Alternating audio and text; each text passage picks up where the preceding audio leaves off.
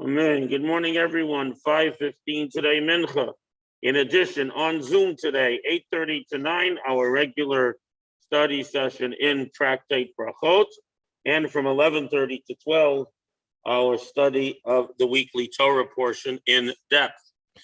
And with that in mind, we shall know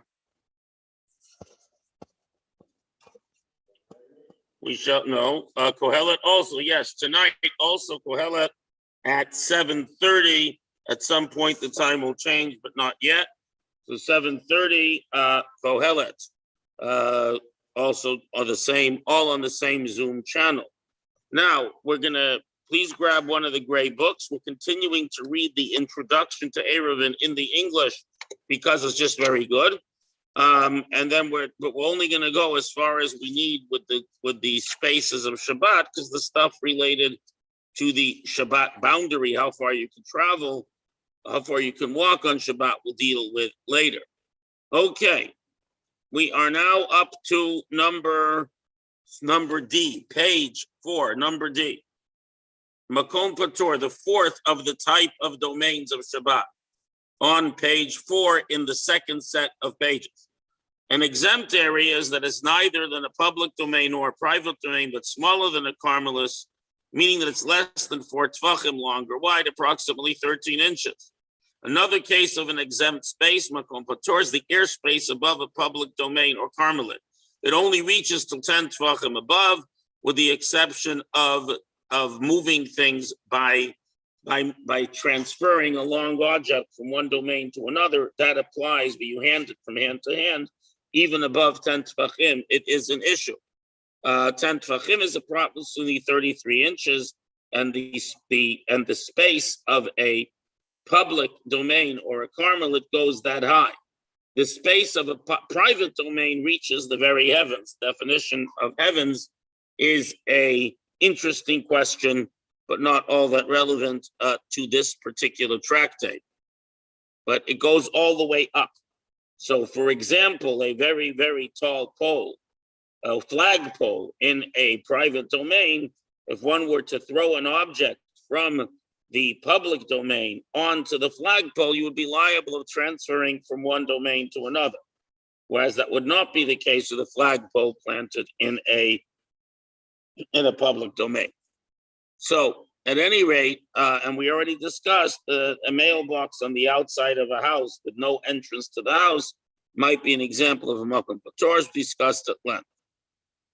Okay, according to biblical law, the prohibition against transferring objects in Shabbat only applies to transfers to the private domain and the public domain, or to moving objects 4 amot in a public domain. Every person has personal space of 4 amot, about 6 feet.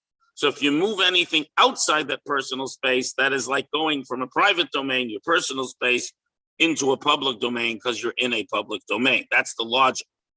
Because the carmelis resembles both a public domain and a private domain, the sages says that it's treated with the restrictions of both domains. So therefore, rabbinically, and as I remind everyone, all rabbinic laws are also biblical laws. The Torah commanded us to follow them.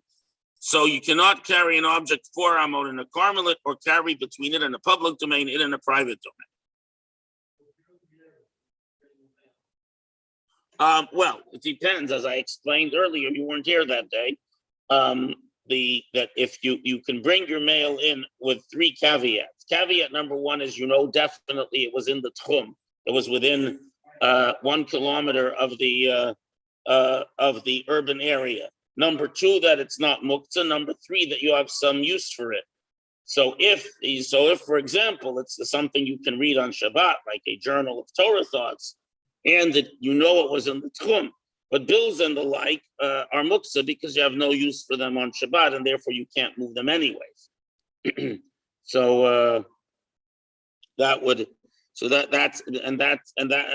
within the Erev, the question of a mailbox being a Makom Patur is irrelevant, because the whole Erev is a private domain halachically. Again, it's not about ownership; it's about being delineated with halachic mechitzo, with barriers that are halachically considered to separate this space from the rest of the world.